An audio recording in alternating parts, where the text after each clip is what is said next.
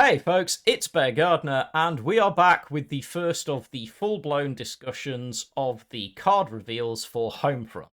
I am joined by CoreData, and we are going to go through the cards that have been revealed thus far for Homefront. We will be doing several TM of these videos, and I say that because I don't know how many, because believe it or not, we both have lives and need to find time to record these videos. The only thing I can say is that if it is within my power, we will have covered every card by the time it lands as an expansion, somehow. But we've only seen so many as of the recording time, and there's a lot more to come. So if this is anything to go by, I think we're looking at 3 or 4 videos at a minimum, but we'll see, because there are 80 plus cards to come and this should be fun. Anyway, I'm Bear Gardner. If you don't know who I am, how the hell did you find this channel? No, seriously, I'm a cards content creator. I'm generally known to be kind of a new player advocate, sort of a voice, I guess, for the cards community. You'll find me on the Discord a lot. You'll also find me occasionally doing random things like writing blurbs for 1939. You might have seen me on 1939 social media explaining how the game works. Which leads me to the second part is I am part of the internal testing team, and therefore I have seen all of the new cards, tested and played with all of the new cards in a multitude of different ways. I am restricted by an NDA as to how much I can talk about it, and one of the reasons that sometimes these reviews can get complicated is that it's quite hard to remember what I can and can't talk about and which version of a card I'm looking at. You know what helps? Having someone along who isn't part of internal testing and is a little bit newer to the game, but also happens to be a good friend of mine, so that we can just have a chat and it's not just me talking to camera. So far, these videos have been popular. If they remain so, please make sure to give us likes and comments, because I'm loving doing this. Cards SOE is growing as we go. Anyway, down below me is Core. Core's going to introduce himself before we get to the reveal. So, Core, say hello to all of the folks. Hey guys, how's it going? CoreData here. I am a fellow small-time cards content creator, primarily doing deck techs and gameplays over on YouTube. Or if I have spare time, you can find me over on Twitch complaining about Crossfire. But yeah, I primarily do deck techs and talk about like tier 2 decks, but occasionally I cover meta strategies depending on how I'm feeling on any given week. Primarily uploading on Saturdays, and like I said, streaming on Twitch whenever I have a spare moment. And they're definitely worth checking out, I will tell you for free. Core has some of the most entertaining Twitch streams I've seen for a while, because I don't quite know how, but he manages to summon some very specific matchups when he's playing. I'm pretty sure there's actually one of the 1939 gremlins that just doesn't like him, but there are moments. But yeah, we're going to go through in the order that they've landed, the cards that have been revealed thus far for Homefront. Which means that the first card, and the order I'm using is the order they have been revealed on the card's main Discord, because I can't keep track of all of the different release streams that we use. Actually, that's a lie, I can, but I don't want to look at an Excel spreadsheet for the next 20 minutes, so we're just going to use the Discord, because it's... See, I can be honest. The first card we are going to look at is a British card, and this is the Valentine Mark II. Valentine Mark II is a 2-cost, 1-op cost, 2/3 British tank. It is a standard card, and it has Bond, Fury, and Deployment. Gets Blitz if you deployed a British infantry last turn. Okay, so first of all, that's a lot of text on a standard card. Bond, we've covered. Check out the links down below to the video where we explain how it works. But the short form is that if you have a Bond card in hand and you play it and you didn't control a unit of the same nation at the start of your turn, you will take damage to your HQ, which will get progressively bigger and bigger. So you have to be wary of how and when you play them. The key one obviously is the deployment part here, which is that this tank gets blitz. Tanks with blitz can be a thing. If you deployed a British infantry last turn. A bit of a mouthful, but it is interesting. So, Core, what do you think of the Valentine Mark II? It's a very interesting card. I am dubious as to how good it's going to be in practice. In theory, Britain is getting the tools to have a very interesting zoo slash aggressive deck, because your your your ideal curve is going to be turn one Welsh Guards, turn two Valentine, and then turn three potentially the next card we're going to be seeing on the list here. It's a 3 card package that lends itself towards a slightly more aggressive, slightly more board focused zoo deck, which I think is very, very interesting. And having a cheap Fury body with Blitz is also potentially very, very powerful. Also, importantly, has more health than attack, so it can be affected by the chain home and formidable stuff.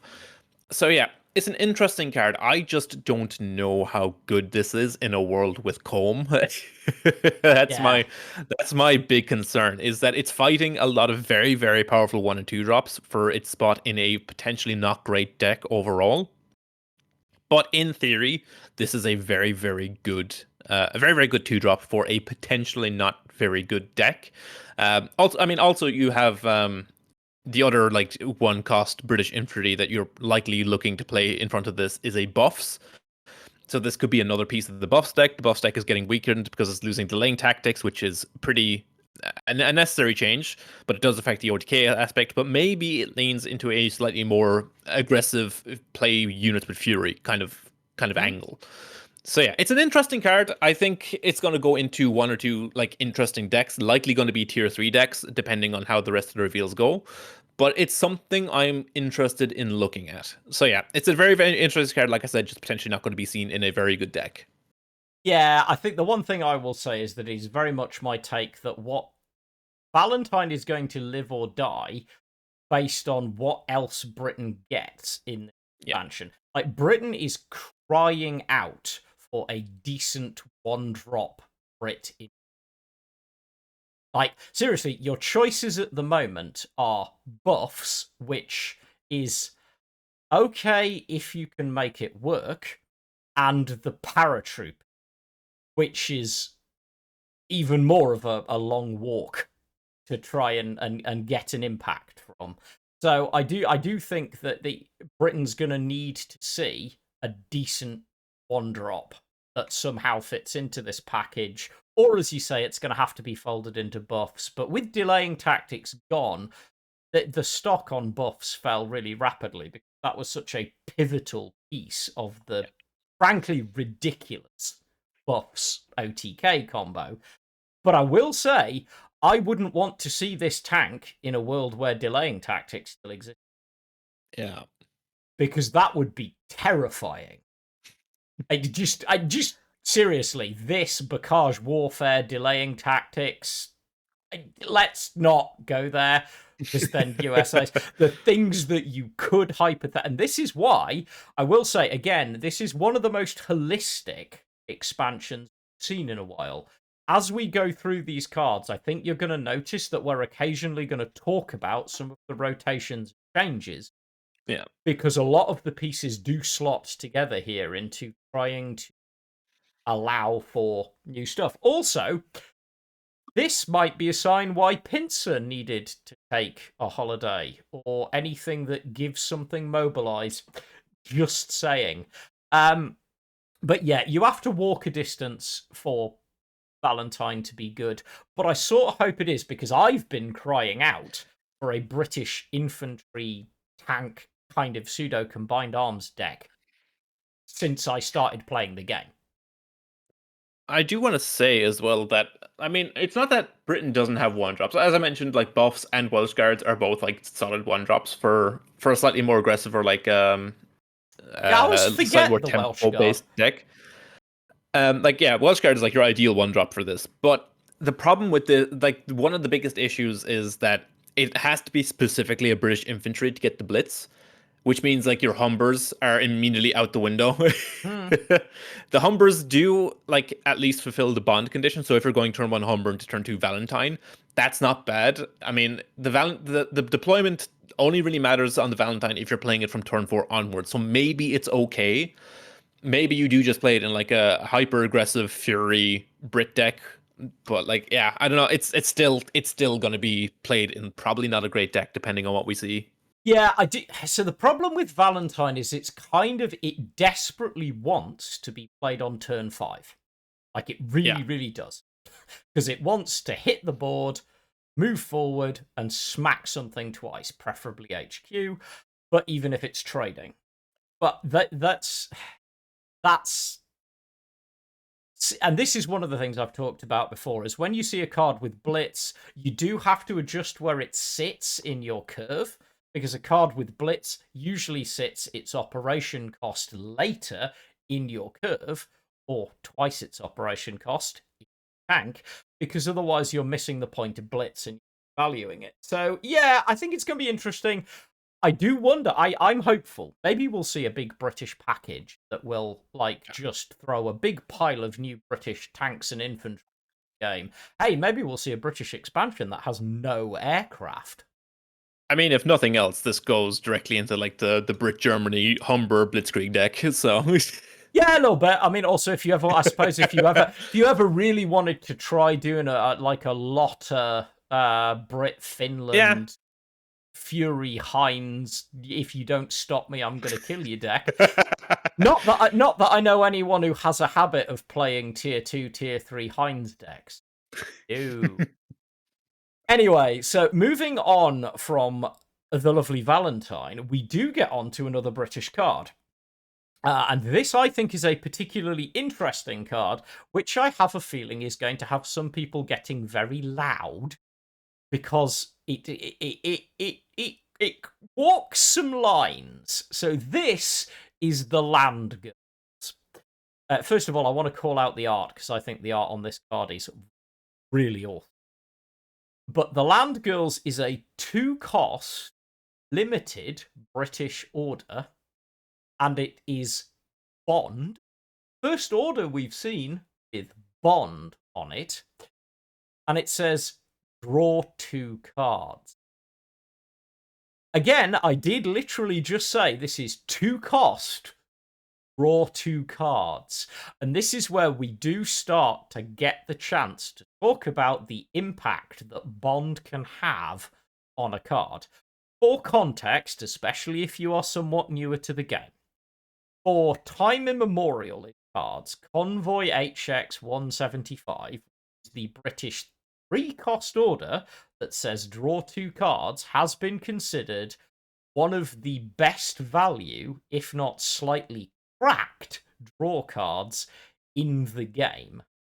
This does the same thing for 1 credit less, doesn't it, Core? So surely this is just pure power creep and no one's ever going to play Convoy 175 anymore. And now I'm going to let Core talk because I'm being a little bit sarcastic. Well, I mean, unironically, I do think this is much better than Convoy. We spoke about Bond in like the last video, and I mentioned that there may be occasionally 1 or 2 Bond cards that are strong enough that you are willing to play them, even if they hurt you, even if you can never fulfill the Bond requirement. And I think the Land Girls is one of those cards. Just 2 cost, draw 2 is everything that aggressive decks want. It is absolute. There is no requirement. It's not like expansion. You don't have to have the front line with a Japanese unit. It's not like it's cheaper than Convoy. It is again doesn't have a requirement like Stiff Upper Lip did, which is rotating. So I mean, like you still have the option of going Welsh Guards into Land Girls, like and not taking damage, same way you used to be able to go Welsh Guards into Stiff Upper Lip. But I think Land Girls, I think this is so unbelievably powerful. And I think, like I said, this is one of the cards that you're going to be okay with taking 3 points of fatigue damage just to draw the cards. I I think this is correct.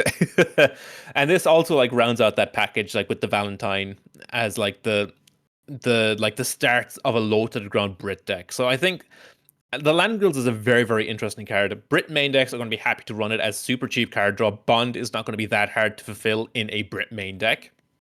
Yep, it's true. But I think we're going to see this in some Brit ally decks. I think this is going to make its way into like some very low to the ground Brit ally decks potentially. I'm looking forward to playing with this card. This is very, very interesting to me. Yeah, I mean, I'll also say some interesting maths. Tune out now and skip forward if you don't want to hear it. But obviously, hypothetically, this card deals 1 damage to you the first time, 2 damage to you the second time, which takes you to 3, and then 3 damage the third time, which means it deals you a total of 6 damage, playing the 3 copies of it if you don't fulfill the requirement. However, returning to the game is a 2-cost tank called Honey, which gives you, while this card is on the board, whenever you draw a card, heal 1. So you take 6, but you also draw 6 cards, which means if you've got Honey on the board, it's net 0. Just saying. Yeah. And also, if you want to pick a nation that has a history of being able to heal itself. I honestly, like, all of my earlier sarcasm, maybe if you feel overly called out, I'm kind of sorry, not sorry. I have seen some overly ranty comments about this, and I haven't even looked at Reddit yet. But in all seriousness, I do actually think this is a very, very tempting 3 of in any deck that can afford to run Britain once draw. Just because of the value of it. We've talked about this before when we've talked about War Machine, and come on, what else on turn 2 in the game for any like deck isn't hyper aggro is worth doing? Well, drawing 2 cards pretty much might give it a run for its money. So yeah, it's I think this is a very powerful card. I do think it's going to see play. Do I think it's overpowered? I'm not so sure. I just think it's going to make for some interesting choices. Yeah, I think if you're playing this without the bond active, you're only going to want to play 2 of them, ideally, because like I don't think you're going to want to spend 6 health for 6 cards in a lot of cases and 6 credits over the course of 3 turns. But I do think, like, at the point where you're in 90% of the games, you're happy to take the 3 fatigue to draw 4. So I think it's not. I don't think this is like overpowered. Stiff upper lip required a little bit of like extra work, but it was like fine. It was an easy condition to meet. Most decks that were playing Brit had some access to guard anyway, and stiff upper lip was fine. So I don't see this being any better or like any worse, like power level wise, than stiff upper lip. So I think this is going to be overall fine. I do think it's very, very interesting though, and it's going to lead to some very interesting deck building. Plus, maybe we'll see some more things that proc off draw for Britain. Although I will say, nightmare scenario, game goes late and the last 3 cards in your deck are the land girls.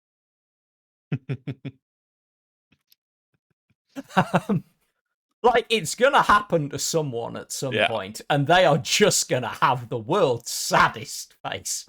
Honestly, if you are that person and you have access to a webcam, you can probably get Cards YouTube famous very quickly with the face that you have when it happens. And this is the point whereby all of you can come back and tag this video with the time and date when you've literally just watched it happen to me live on stream. Because I've probably just cursed myself. Okay, so moving on, we're going to go to another British card. And this is Combined Chiefs of Staff. So this is another British standard card. This is another British order. This one is 6 cost. And it says, your British and US unit get +2, +3. Now, before we do anything else, I personally, I have just this and airstrips are 2 of the most striking includes of a different art style that cards have done in a long time. And if you are 1939 and watching this, long may it continue. As much as I personally do love and most of the time prefer the more classical canvas oil art style that we tend to get on a lot of cards. I do love it when we see some other styles that were prevalent at the time, and this sort of two-tonal geometric stuff was real. You can go look it up. Anyway, I just wanted to point that out because I know some people have said other things about 1939 and art, but at the moment their art development team is having some good moments, and this night and day card is pretty chill and cool that way. But as an actual order, so here's the thing. Is it really worth 6 credits to get +2, +3? Corey is shaking his head. I have a feeling we're going to get to a similar point. I have a thing with this card, which is that it's so expensive. Yeah. And you're never running 4 of these. I mean, who is putting 4 of these in a deck? Yeah, I kind of wish it was less of a buff, but substantially cheaper. Anyway, Core, where do you land on this? Yeah, it's way too expensive. You see, 1939 designed themselves into a corner with this because when you look at a very specific card in US, the Alliance, like at 5, give all non-US units +2/+2. So like they couldn't push this to 5 because then it's just strictly better than a than a special from the other nation that's doing the same thing. So I can understand why it has to be at 6. But I think we're at a point in the game where the Alliance would be fine back at 4 and this could be put to 5.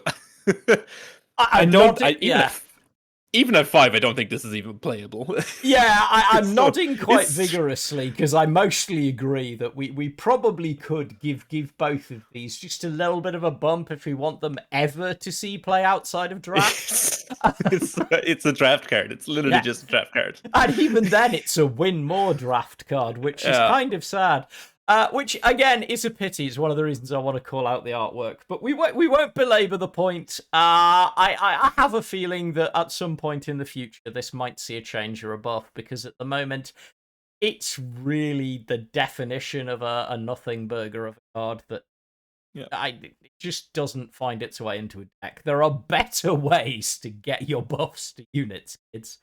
Although I will say, actually, as a new player advocate, I have done it before when tokens were the thing. I have advocated for those who didn't have access to the then very important special card, Close Combat, to use a much more expensive, slightly less good version called Ancestral Call. This is not necessarily a terrible card if you are playing in the lower ranks and climbing up and you some kind of finisher at US or US. So it's not utterly unplayable in the sense that no one's ever going to use it, but I think when you get past a certain point in the game, it very quickly lands in the dust gathering unplayable box of your kind of cards collection. Yeah, I mean, in an 87 card expansion, in like a major pack expansion, it's expected there's going to be like chaff. Yeah, there's got to be some filler. And this falls into... It's not quite worthy of me using the bicycle spokes comment, in that I do think there's some draft use and some early use in it, which is better than some cards. Moving on to another new card. Now we get to Germany, and we get to the 74 Panzergrenadier. Yes, it's another Panzergrenadier, folks. We do love them. So this is a German standard card. It's a 2-cost, 1-op cost, 2/3 infantry. It has Blitz and Bond. And it says, deployment. Send a friendly unit to hand, full stop. Gets +1/+1 if you do, full stop. Right. Why is the bear emphasizing the full stops? Because there have been moments where people need to parse the text on this card carefully. So what this card does is pretty simple. When you put it on the board, if there is a friendly unit to target, in the same way as, say, with the scout car from the US, if there's a unit on the board to target, you have to target it. If there is a unit, if there is a friendly unit on the board, you have to target it with this card. It is not optional.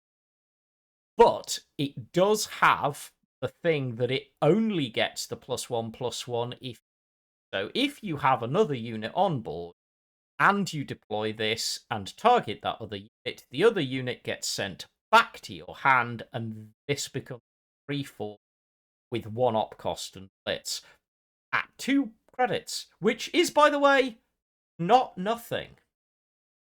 Turn 3, 3/4 into the front line.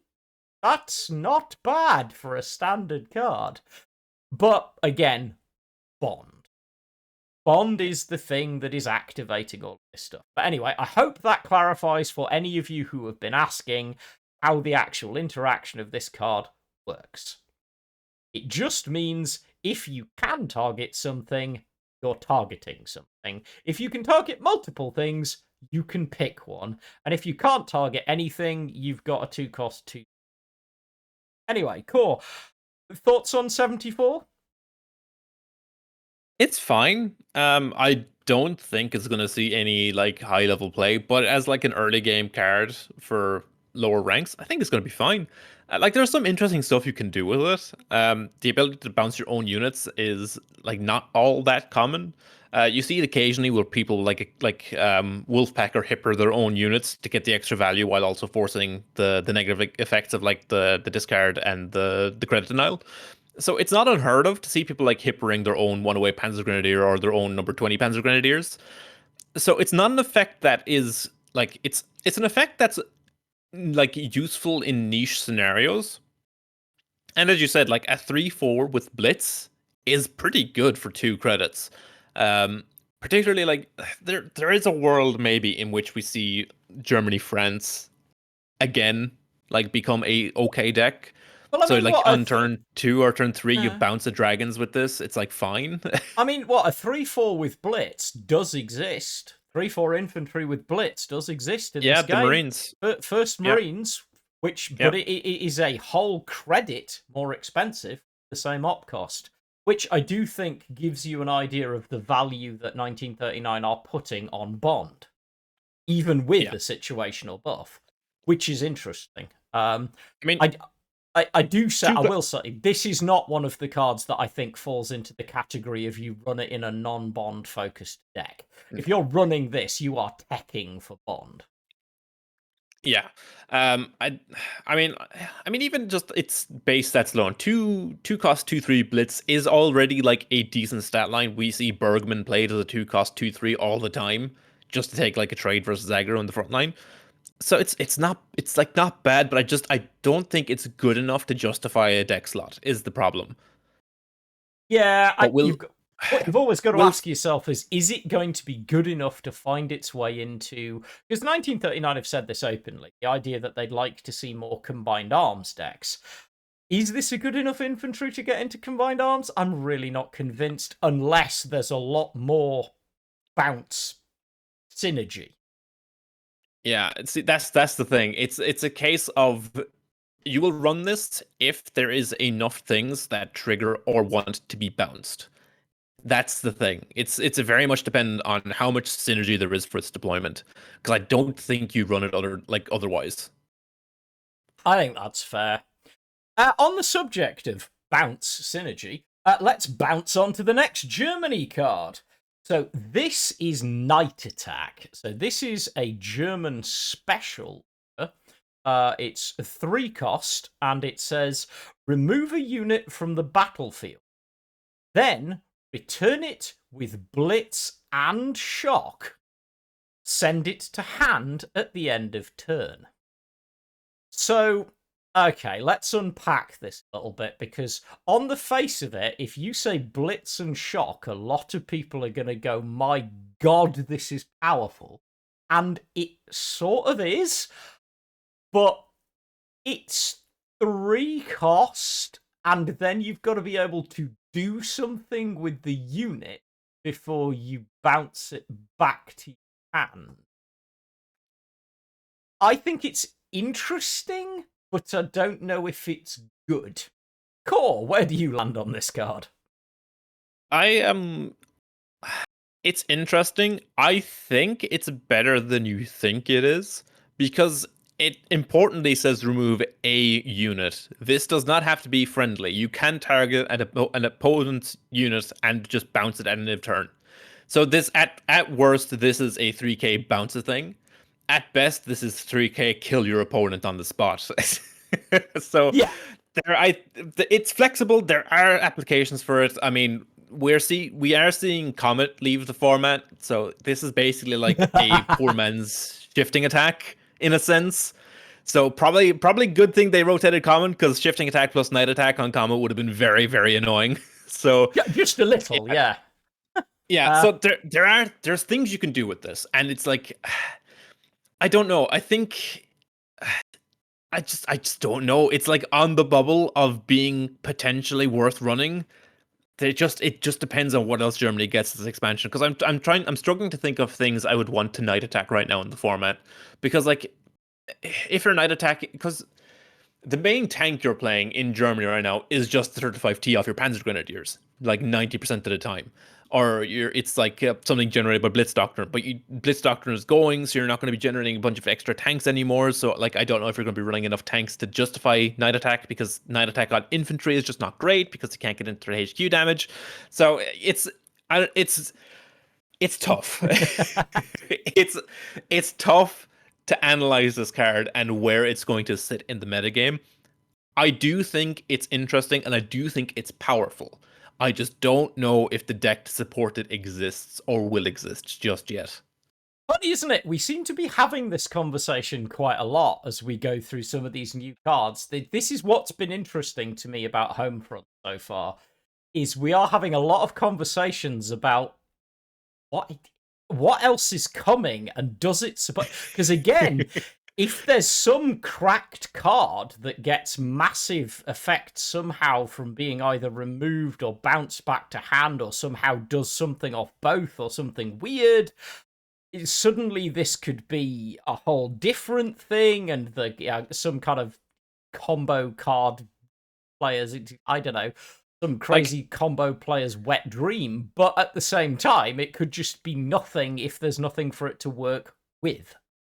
Like we already have a very similar card in the form right now, which is Rapid Engagement, which is pretty much the exact same thing, but it doesn't get shock and it doesn't bounce at the end of turn. That doesn't really see any play. It saw like a little bit of play in like Eagle Day OTK, but it doesn't actually really do anything. I think this is better than Rapid Engagement on average. Yeah, it bounces the thing at the end of turn, which is like, depending on the unit, might be okay. But giving it shock is important. It's an important distinction to make. And also, again, the fact you can target an opponent's unit with this just to bounce it end of turn. Also, a lot of like niche flexibility with it. So, I don't know. I think it is better on average than Rapid Engagement, but Rapid Engagement like has seen pretty much no play. So, at the end of the day, really no clue if this is going to be good enough. It's a proper head scratcher, isn't it? You're just waiting to see if it can do something. Okay, so let's bounce to a new nation. Let's carry on eastwards to the Soviet Union. As we discussed in the previous video, this is where we will start to land in alphabet soup. So the first card we get to see though is the 77th Guards. So this is a 4-cost Soviet standard infantry, 1 op cost. It is a 2/5 Blitz Guard. Yes, really. And it says, when you deploy or add a unit, give it a random combat keyword. Core has a face, so we're going to go straight to Core so he can talk to me about this card. Yeah, I mean, it's probably going to be like okay. 2-5 Blitzguard is like okay stats. Forecasts is like okay. 1-op is decent. So, on average, it's going to be like a solid unit in the keyword soup deck. I can see this potentially being played in like slightly more mid-range versions of Soviet, if you're not like leaning on control. His control, Soviet control nowadays is very, it's unit light, and the units you do want to play are all aircraft to synergize with like claim skies and stuff. But God, I'm hoping that the keyword soup thing is going to be okay. I mean, we're lucky in the sense that cards does not have the same keywords that Legends had. that's that's like the more I think about it, like cards doesn't have a keyworded version of like death touch or lethal like Legends did. It doesn't have drain or like I can't think of it in Magic what the Magic one was. Oh, Lifelink, sorry, yes, lifelink, yeah. lifelink. There we go. I was Yeah, struggling as well. it doesn't have a keyworded version of that effect. It doesn't have ward in the same sense that Legends does. We have shock instead, which is like much worse than ward. So the keywords in cards are worse than the keywords in Legends, but God, the trauma of just having an opponent play a 12-12, like a reduced cost 12-12 becomes a 13-13 that rolls 17 different keywords and kills you on the spot. It doesn't leave you. So yeah, I'm as I said in the last, I'm very wary of this as a mechanic moving forward. I'm hoping that I am correct in saying that it's not going to be nearly as bad in cards just because the keywords are on average less impactful. The most impactful one is Blitz, and Blitz is on 90% of cards in the game now anyway, so what does it matter? I mean, So yeah, fair. it's probably going to be fine. This occasionally rolling shock or ambush is going to flip a game on its head, I think. But is it going to flip a game on its head any more than Soviets are already able to do with the likes of turn one comb and like rush and stuff? Probably not. So I think it's going to be fine. I think it's like a middling unit. Likely not going to see play at the top level. Likely going to be cut from decks very quickly after the expansion. But it is at least an interesting and likely an important part of the keyword sweep deck. Yeah, I think you can certainly see that it has basically written all over it. Look at me, I'm meant to be a pivotal card in this archetype.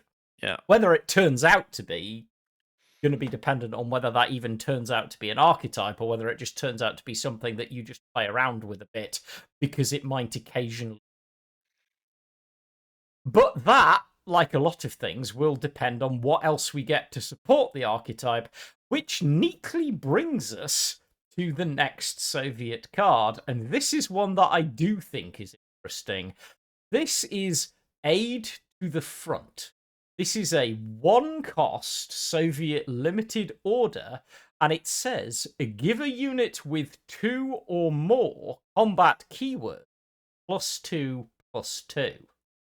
Now, I'm on record as saying that +1/+1 and draw a card is really quite good for a special in the US with For Freedom. Given how much you can throw keywords out, this is quite a cheap buff. I have a feeling that we might see quite a lot of this. But Core, I'm curious as to what you think. I mean, we like a lot of players, myself included, were still playing Scimitar in Legends up to like the end of the game. Scimitar was a one cost item that just gave a creature +2/+2, and that was good enough in Legends for like for forever and a day in like aggressive decks. So like, and in cards, stat buffs are a little bit different in cards because you also have to consider operation costs and stuff, and you have to also consider like the unit type you're playing it on and whatnot.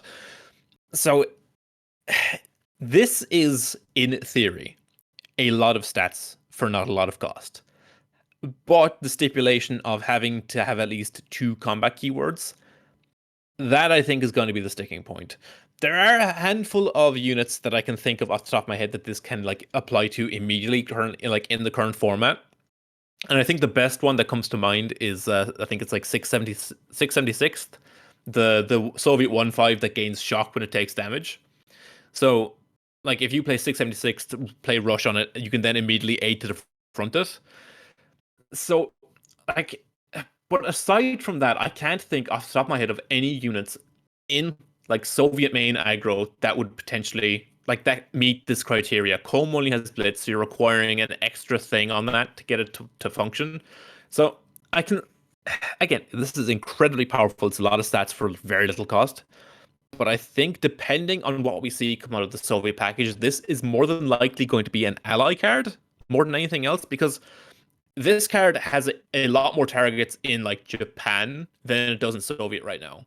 I was going So I to could say, see, if you yeah, want to know where I think we're going to see a lot of this, it has to do with a card called the 58th Infantry Regiment in Japan, which yeah, is a 1-cost, 1-op cost, 1/3 infantry that has blitz and shock.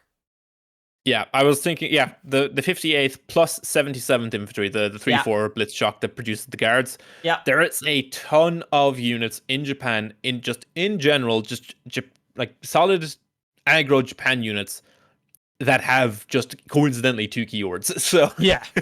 I think this is going to be a solid part of potentially Japan's Soviet going forward. I don't know if it's going to be potentially all that good in Soviet main is the thing. But again, very, very powerful card, very, very incredibly cheap for what it's doing. When you compare it to like Blood Red Sky, Blood Red Sky is acceptable at the point where you're buffing 2 units, which is 4/4 for 2k. This is half that with a much easier to meet restriction. Yeah. So yeah, this is going to be incredibly potent in decks that can make it work for them. The question is, will Soviet itself have the tools to actually make this worth running? Yeah, or is this just another card that makes Soviet a really good Highcom, that makes Soviet a really good aggro ally? Yeah. That's my current. That's my current thought. Is this is very much an ally card. I mean, my big thing at the minute is all right. So looking at things as they are at the minute, I'm trying to work out what the 12th card is because you got 4 copies of Colm, 4 copies of Rush, 3 copies of this and something, and you just shove it into an aggro package. SU 100 every time. Yeah, no, that's fair. You just, but yeah, that's the thing, isn't it? That's where my head goes. Is it's just yeah. Anyway, we'll see. But yeah, again, we're only being slightly sarcastic because really Soviet has become a very good aggro ally lately. Yeah. So what about America? Well, let's find out. So first of all, I can't put the music up, but it's going to be in your head. This is our first US card, and this is the Magnificent Seventh. This is a 2-cost, 1-op cost, 2/4 Blitz Infantry that's standard, and it has Bond. And it has Hex. Possibly with a capital T for me. This is when this unit attacks, the top unit of your deck gets +1/+1. So I'm not gonna lie. While Core is natively suspicious of keyword soup from his Tesla, from a number of my other card gaming experiences, I am natively suspicious of buffing stuff in deck as a major theme. This, on its own, is fairly inoffensive. It's on rate stats, on a body that blitzes, because everything does. Why the hell not? However, and it is a big however, if you can find a way to buff this, hello, Bocage Warfare, USA, for free. Do I need to go on? And it can stay around long enough to attack multiple times. This is just, it's the 17th Infantry, but on steroids, targeting the top unit of your deck. I'm a little concerned that this could get a teensy bit high rolly. But anyway, Core, you've had less physical experience and more digital experience than me. Am I just a worried old man shaking my hand at the sky? Potentially. This exact text box is actually a keyworded mechanic in Eternal called Warcry, and Warcry was a part of a lot of decks. Actually, a lot of cards in Eternal just happen to have Warcry on them that are very, very good. So this is like this specific effect is something I'm very, very used to playing with, and I think it's fine. Um, Shout out to anyone who in the comments has played Eternal. Ricano aggro forever. But yeah, I think the most important thing about this unit is it is a 2/4 with Blitz in US. It's For true. 2. It's a good US are finally getting a good 2-drop, and it's a standard, so we can play 4 of them. Oh, glorious days. I mean, Yeah, frontline players are uniting under this is just a nice card to see. Just purely on yeah, stats. Forget the yeah. effect, the stats alone. If this only procs once, you're still relatively happy. This is also very, very good defensively because you can play this on 3, immediately take a trade in the front line. It survives, and the top card of your deck Yeah. is also getting buffed. Like it has the 875th or the 845th health stat line rather, the Soviet 2-drop, the 2/4, Yeah. which, as we know, is very, very annoying to deal with and very, very difficult to remove. So yeah, I think just as a 2-drop on stats alone, like completely negating the actual text box, just being a 2/4 with Blitz for 2 is so incredibly powerful. I do think that the buffing the top unit of the deck is going to be overall fine. It depends on, again, I'm going to be saying this a whole lot for this entire spoiler season. It depends on what else US gets. Yeah, that, I I mean, I do. will say that was when I say this in and of itself is relatively innocuous. I do kind of mean it. This card, in a vacuum, is fine. I just hope, I sincerely hope, we're not going to see 15 new US cards that all throw a million buffs in some crazy ass insane way. Like this on its own, I do think though this again does show quite interestingly the value we're putting on Bond. I do Yeah. this does justify Bond as a penalty, Yeah. by the way. 100%. I will listen to no dissenters on this. This is an incredibly potent. I think this would justify Bond without the text. Because really, that good of a turn 3 play in US is really that good. Yeah, this is it's just a very, very good unit. It's going to see, I think, a ton of play in like tempo and mid range decks, more than likely aggro decks as well. Again, we're losing 164, so we're losing one of the best best 1-drops in US, but we do still have Choco Boys, so we are likely going to be able to get the Bond trigger on turn 1 regardless.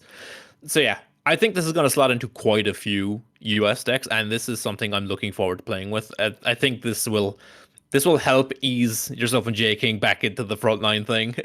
It might help the deck a little bit. This is already a straight 4 of in my frontline Yeah. build. In my head, just is. It's so good. Moving on to another US card, which might see some play in frontline decks. This is the M3 Lee. Now, this is an interesting. The M3 Lee is a 4-cost, 2-op cost, 4/4 special tank, and it has Ambush, Bond, Smokescreen, and when this unit moves into the front line, all units in your deck get +1 attack. Right, so let's unpack this a bit, because I think there is some good and some bad about this card. As someone who loves mid-range, I like to see things like this that give mid-range some weight and tempo. But it's very chonky and slow in the current meta. It doesn't have Blitz. Smokescreen doesn't protect it from Rush or similar removal effects. And I'm not convinced it's worth its slot unless you can get it into the front line. And that is a 2-turn 6 credit proposition. I think this is, unfortunately for me, and I could be proven wrong, this is very much a juice squeeze question, and I'm not convinced that in this case the juice is worth the squeeze, because I think there are better things to be doing on turns 4 and 5 in a frontline deck, and I don't see where else, unless US gets a whole bunch of extra control tools that then have a late game that somehow spirals, I don't see where else this sits. This feels like it wants to go in a slightly slower, shostier frontline. Like a more... Core will follow me. The two varieties of mid-range traditionally in card games nowadays. Either go mid-range and lean somewhat aggro, or go mid-range and somewhat control. This feels like it wants to live in a deck that is mid-range, leading somewhat control.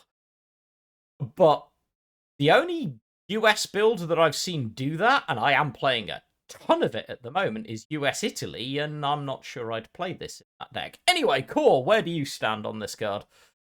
No, I'm in 100% agreement. I think this card is just actively bad, which is a shame. Yeah, like when you look at this, like again, I 100% agree. It's a case of the amount of resources and effort to get this into the front line, which is not guaranteed. To get like a relatively inconsequential +1 attack buff on everything in the deck doesn't apply to your units on board, doesn't apply to units in hand, only in deck. Like this is competing with like directly with the M4 Sherman. Like, which would you rather play on 4? Would you rather play a 4/4 ambush smokescreen that sits in the back line and you have to pay 2 more to move it into front line next turn to get a completely negligible effect? Or would you rather pay 4 credits and draw 2 cards? I think 90% of players are going to take the 4 credits, draw 2 cards every day of the week. Which is a shame because it's a neat effect. It's a cool effect. I understand why this isn't +1/+1 because that is an effect that you need to be very, very careful with printing, as we saw with Hearthstone with Prince Keleseth in Frozen Throne. That became a incredibly polarizing card where you would just play Keleseth on 2 and win the game on the spot. But it's a shame in the sense that it's just I don't think you can do anything with this card aside from maybe make it a 3-cost 3/4 to like make it see play. And then you also have the double prong attack of ambush and smokescreen just not really synergizing with each other all that well. So yeah, I mean, it's a bit of a weird build, isn't it? I will say though, I will call out, I do like the fact that these cards have been released after each other, because it does give the sign that 1939 are aware of my previous concern about chucking out +1/+1 too much. Because like Core, I have lived through Hearthstone at times when there were universal buffs that got a teeny bit silly. So I get why this isn't +1/+1. But I also, I look at it and I look at the cool art of the tank and the history of the tank in the war and all of the other stuff, and it just makes me feel a little bit sad that this probably isn't going to see any play. Yeah, if this was, I think, a 3-cost 3/4 that had maybe like shock instead of either ambush or smokescreen, I think we'd be having a very different conversation. Yeah. Yeah, no, 100% but agree. I do want to say though that this and Magnificent Seventh, Jesus, I do want to say that they do make it easier to trigger the 4 attack matters things in ally nations like Italy, which I do appreciate. That's something I have been looking for quite a lot recently, is more things to activate the Italy ally 4 attack matters cards, like Trento Division, like the 4/3 heal guy. So yeah, I just wanted to point out that they do synergize with that stuff. That is true, and they also say it would technically synergize with the Germany 4 attack stuff if you wanted to lean more that way in a much heavier US. So let's move on to a nation that isn't known for its heavy cards. Let's move to Japan and our first elite deal, the expansion, and one that I think we might have some words to say about.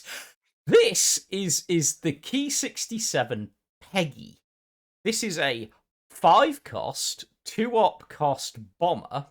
It's 3/3, and it says deployment.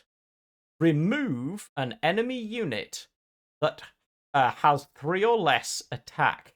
Now, I just want to be clear.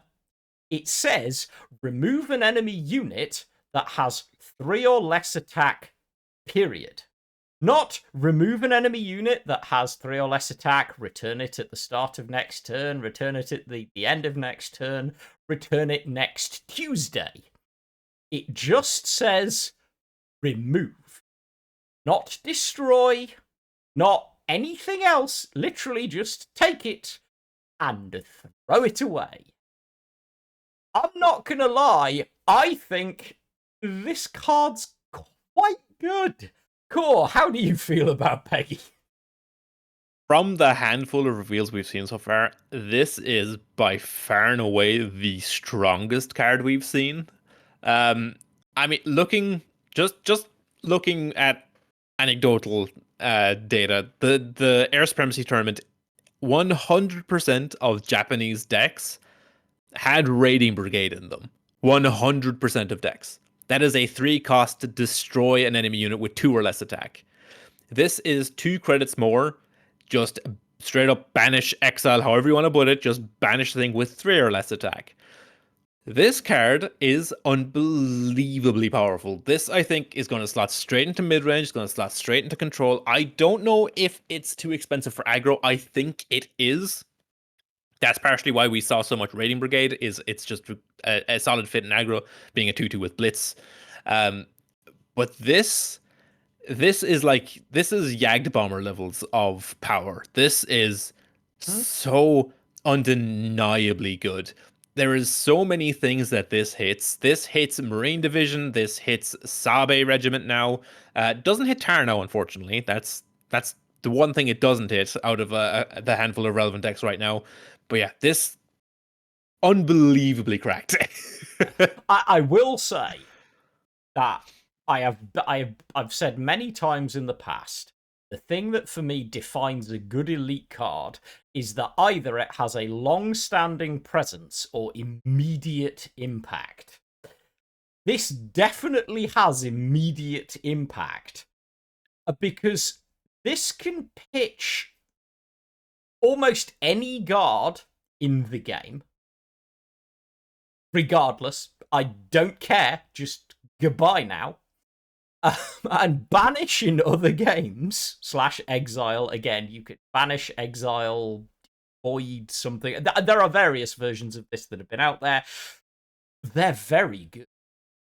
This is strong.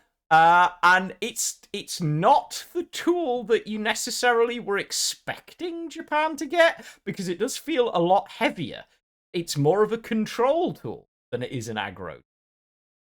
So maybe we'll see. Let's find out. Is the next card in Japan going to take us to a more control place?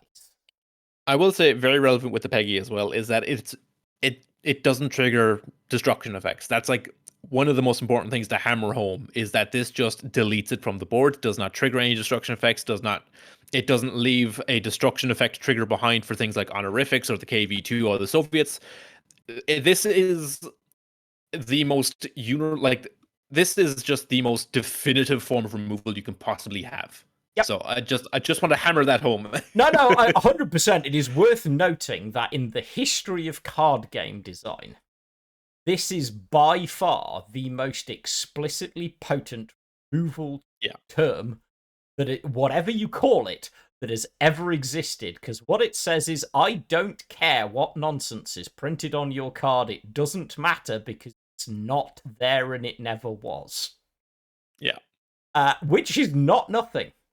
Anyway, speaking of removal, let's hop to the next Japan card, and this is Overpower, which may have led to me being asked some questions earlier on today, so there might be a small exposition on how it works before we get to the conversation. Overpower is a special order, it's 2 cost, and it says destroy a unit with 2 or less attack and all other units with the same name on the battlefield. Right. Let me be as clear as I can be, because I've been asked a few questions like this about exactly how this works. It is literally a name change. So, if you have somehow victory banners gotten a full set of 9/9 guards on the board, and one of them's gotten reduced to 2 attack, and this targets it, and then you've somehow salvaged 3 of them from 3 different nations. So you've got 1 British 9/9, a French 9/9, a German 9/9, 4 Soviet 9/9s, and then a Soviet 2/9 that all have the same name. Only thing this card cares about is, does the target have 2 or less attack, and does any card on the board share the same name? If yes, delete. No, it doesn't matter if it's salvage. No, it doesn't matter if it's a different nation. No, it doesn't matter if it's got 17 million stats and says can't be affected by enemy orders.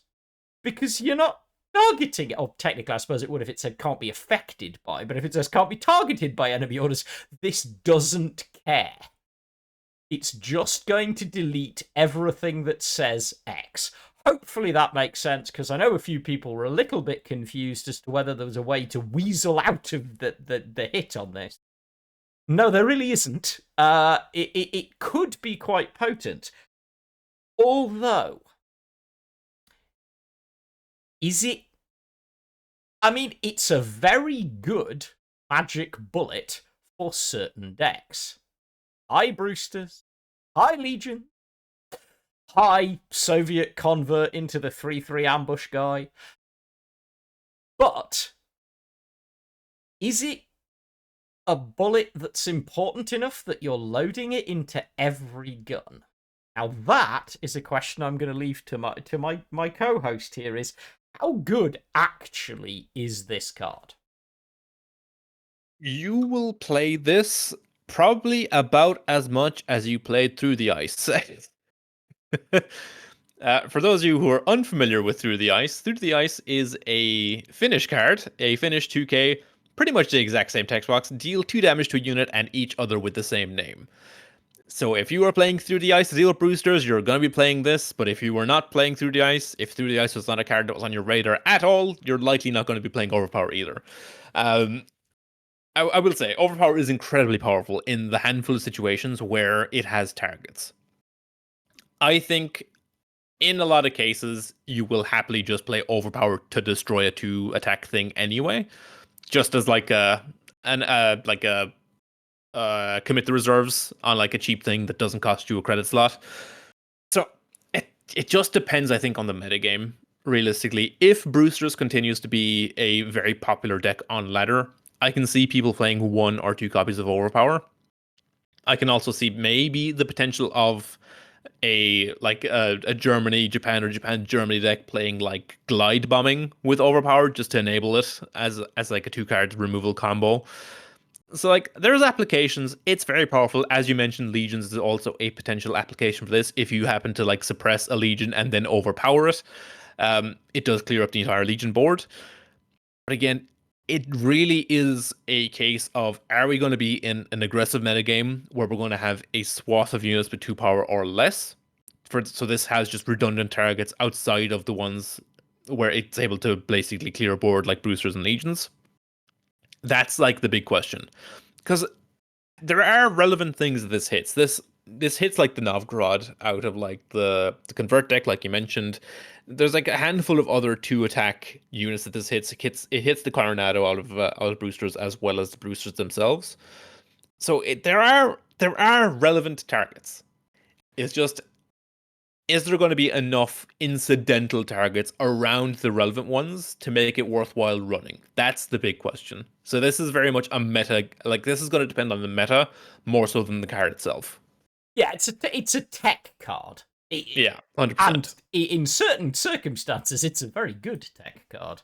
But yeah, I think it's interesting, and I think it's interesting design space. I do think this is. I will say, I do think this is marginally actually no. I actually think this is streets better than Through the Ice.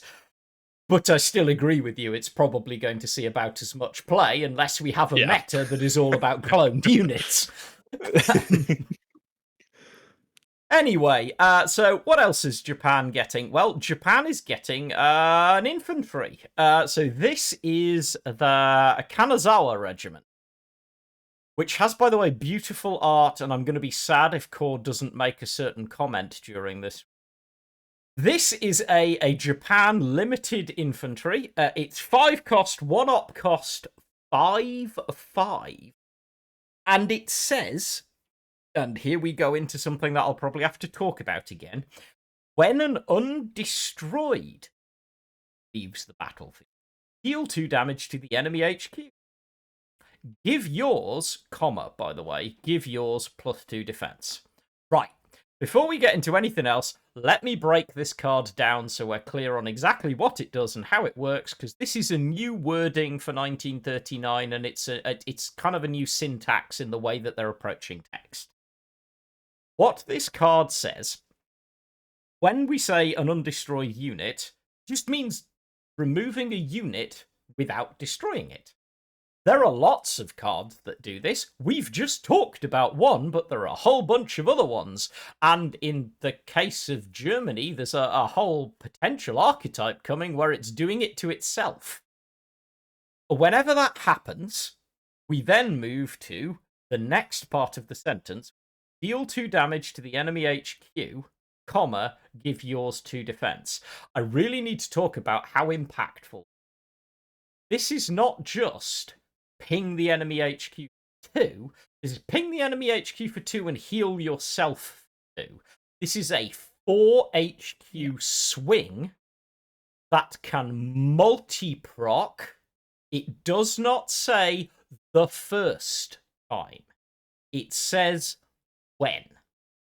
If you find a way to remove 5 cards from the board, this would deal 10 damage to the enemy HQ and heal you 10. I just wanted to be clear, because I know people are going to ask questions about this card. Core has a face, so I'm going to let him talk about it now, but there's the clarity on exactly how the wording works and why commas matter. This is a very interesting card. Like, incredibly interesting. First of all, why no Alpine? But also, I knew it! like, I knew it was coming! It's yet another Japan card with snow and no Alpine. But yeah, this is a piece that synergizes with a handful of tools that Japan already has, such as Distant Front and, most importantly, Isolation. The recently buffed Isolation, I will add. So, first and foremost, Japan Control finally has in-nation healing.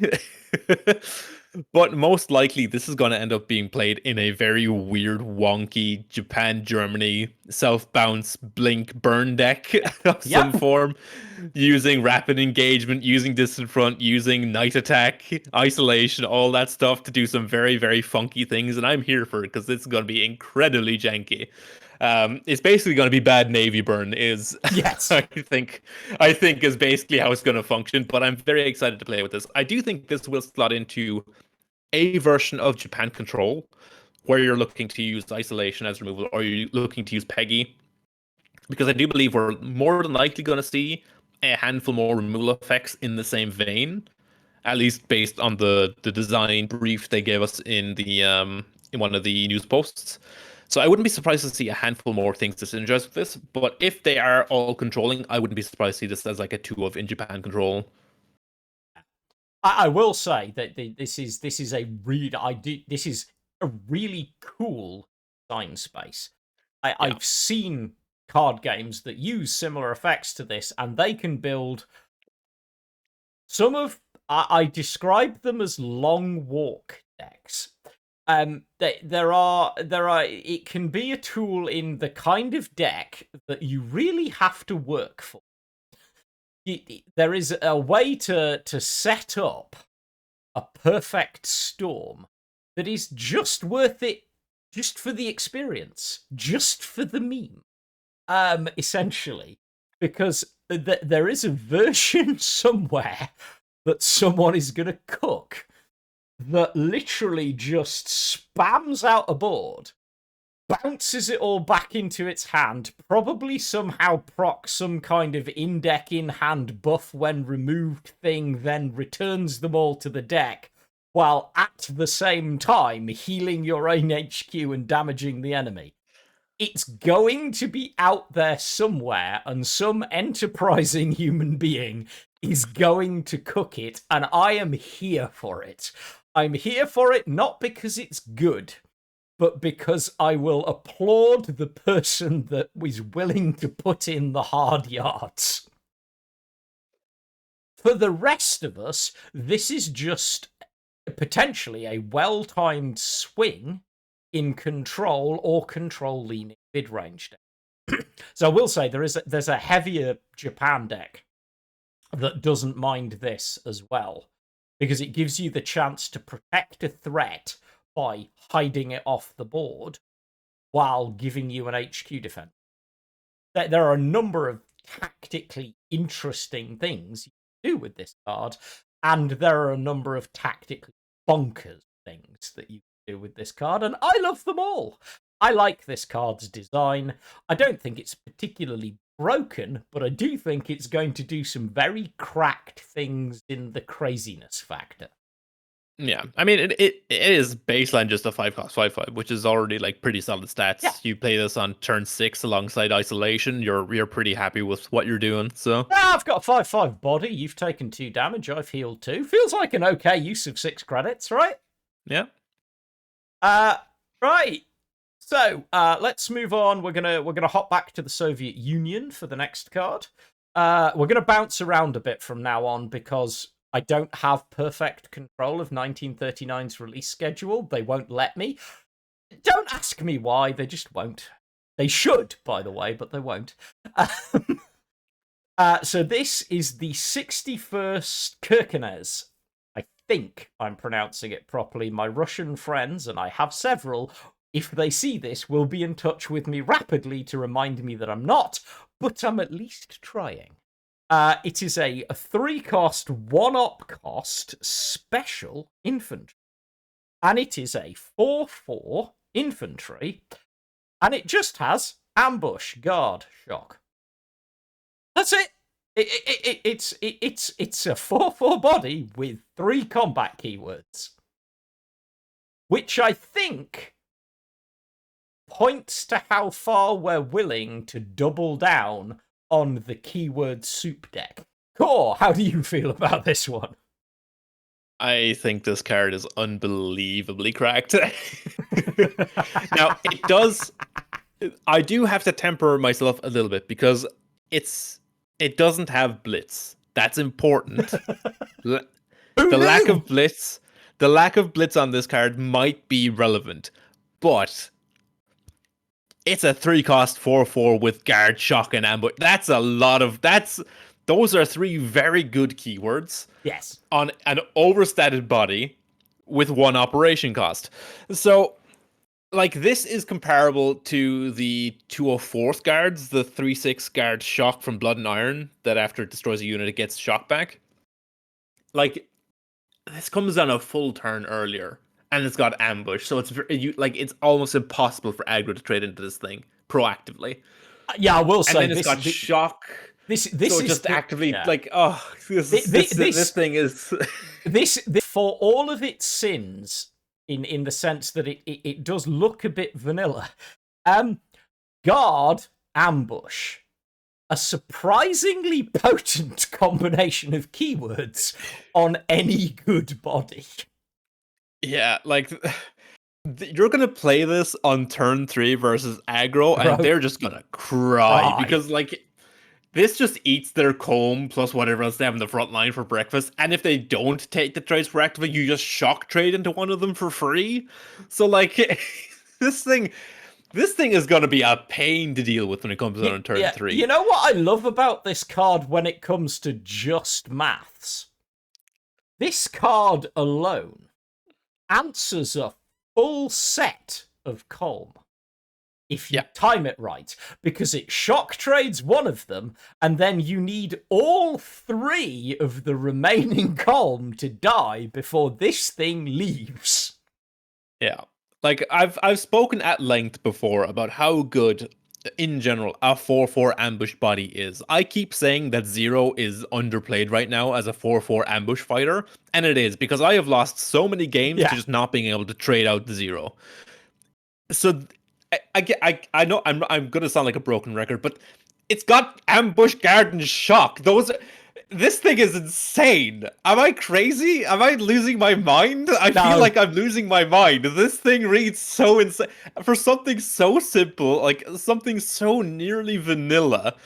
To read this insane to me is just I don't yeah, this is like going right into a bunch of Soviet decks. Control wants it, mid-range wants it, aggro probably wants it, just in like aggro mirror matches because you play this and like what's your opponent gonna do? So yeah, I mean again, tempering myself, it doesn't have blitz, so it can't immediately make an action. It dies to rush, relevant as well. It I would also like very susceptible to suppression, but at your if this gets suppressed, you still have a 3-cost 4/4, which you're happy with. So what yeah, yeah, I don't know. one To thing I me, will this is say. insane. Well, one thing I am 100% trying to do with this card when it drops is run it with France Ally and ghost it into the front line.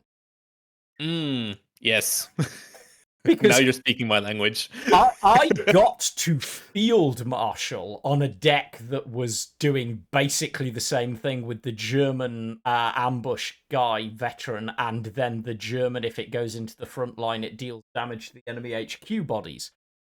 If you just drift this into the front line and sit it there, like so Yeah. many decks are just like, well, what the hell am I meant to do with this? Yeah. Granted, its saving grace is like so many things, it dies to. Yeah. Yeah. But then, Again, in the current meta, what doesn't? yeah. Again, like my read could be incredibly wrong on this, but just from like looking at the card and reading the words on the card, it's insane to me. Like I also want to mention that it has 3 keywords on it out of a possible 7. So if you play this alongside one of the like randomly grants keywords when you play this, there is a 25% chance of rolling blitz. Just pointing that out as Yes, well. there is. The number of keywords on these cards matters for the rolling of new additional keywords because they can't roll keywords that are already on them. Yep. This is carryover from Legends, like Miroon's Dagon Seducer was a drain breakthrough that saw play in a bunch of invade decks because it had 2 keywords on it, which meant it had a higher probability of rolling more relevant keywords on top of the 2 it already had. Just something to bear in mind, again, pointing that out. Yeah, I mean, my biggest concern with this is that there's some way that you could drop it and it gets blitz, and then you randomly target it with something that suddenly gives it fury. Goes, oh, Yeah. right then, bugger. But anyway, yeah, so I think suffice to say, both of us think this card might be a little bit good, and I will say I am slightly surprised it doesn't have Bond. Yeah, actually. Now that you say it. I just thought I'd point that out. It does slightly surprise me that they didn't slap Bond on this, given that they basically slapped everything else on it. But anyway, moving on. Let's go back to Germany for some calm and sanity. Yeah, right, because Germany's got a rep for that. This is another KFC truck. This is the SDKFZ 250/9. This is a 1 cost, 1 op cost, 1/2 tank It is a standard card, and it says, gets +2 attack until the end of turn when you draw a card. Right, so just to get ahead of everybody in the comments, yes, hypothetically, if you put this on the board and your opponent has a full hand and you hold only 2 cards, one of which is this and the other of which is Enigma, you can give it a huge buff. But it doesn't have Blitz. It's very fragile.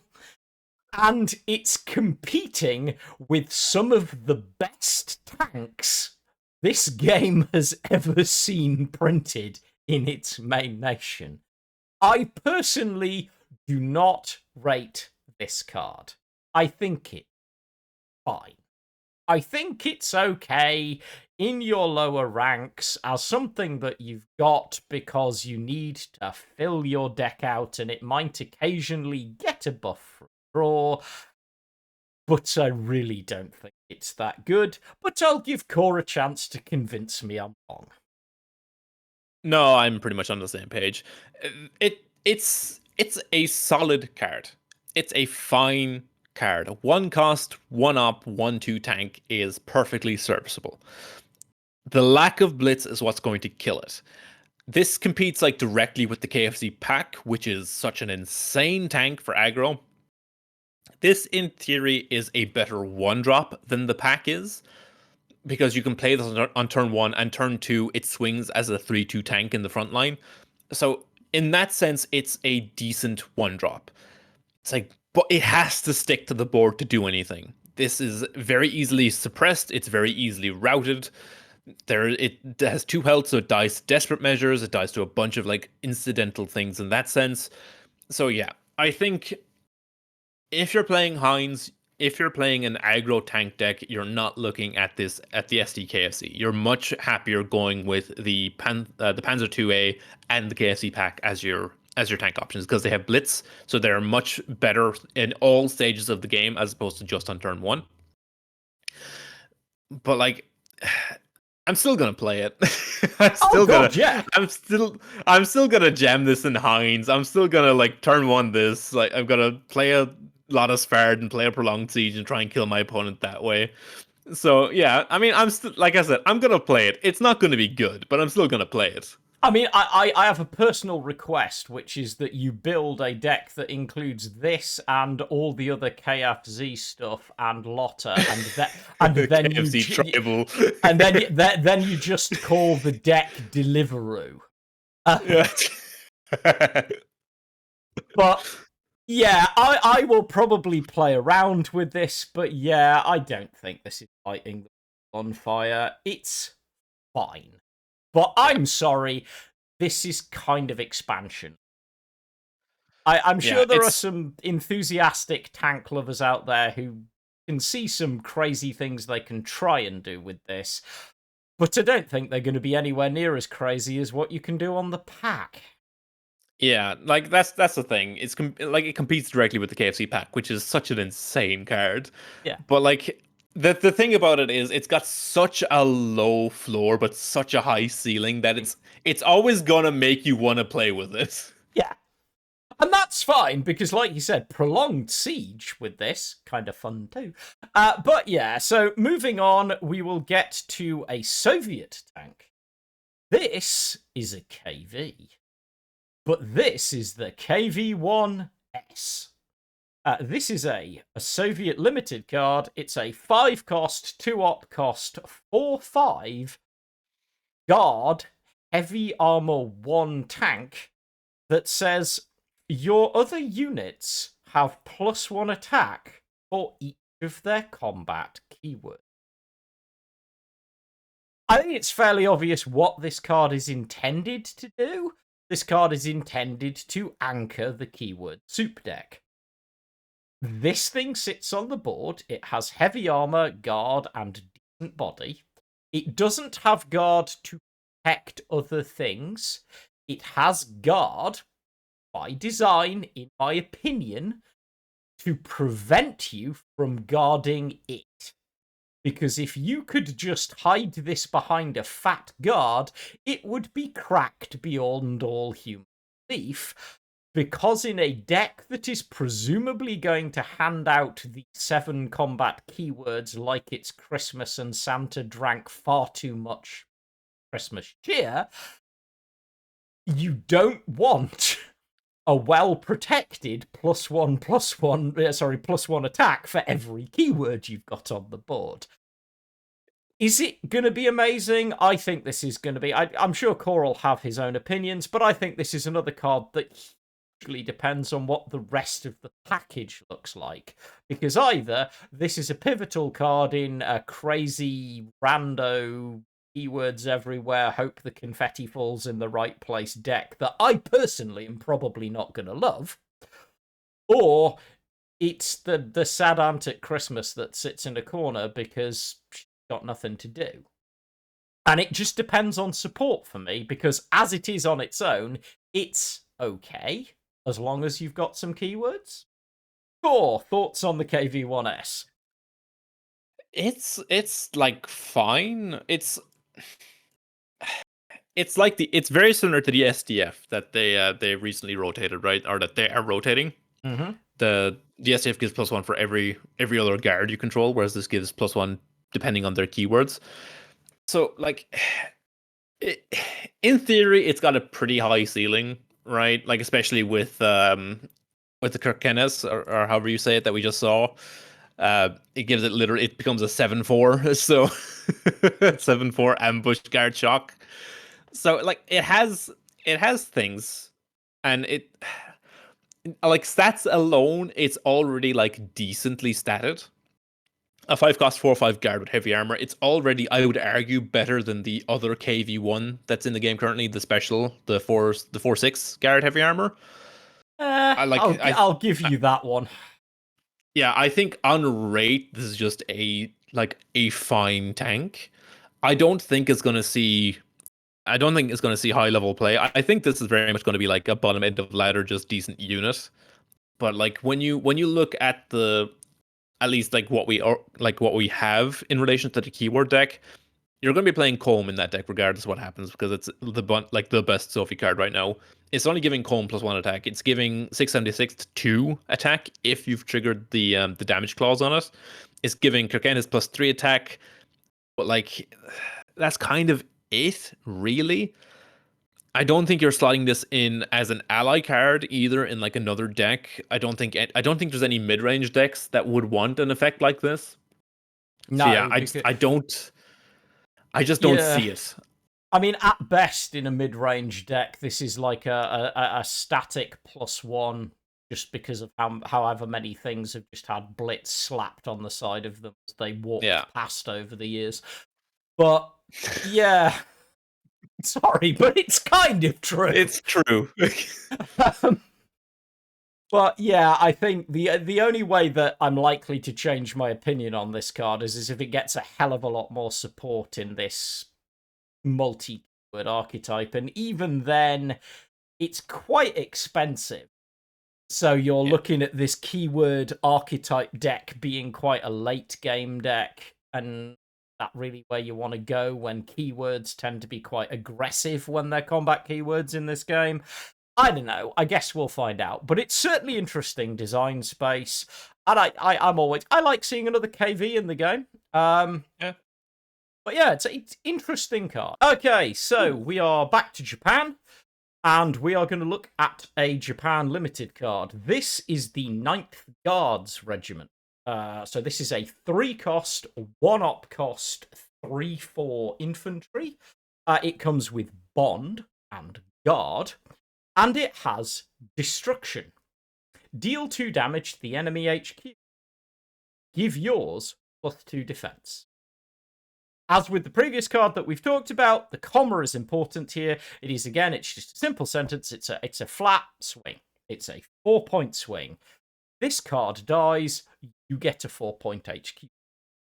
So, it's an interesting card for Japan, which historically is a much more aggressive nation, is getting a guard, something Japan hasn't necessarily had a lot of good of, with decent rate stats. Honestly, these are decent stats for a guard, and a really quite strong destruction effect.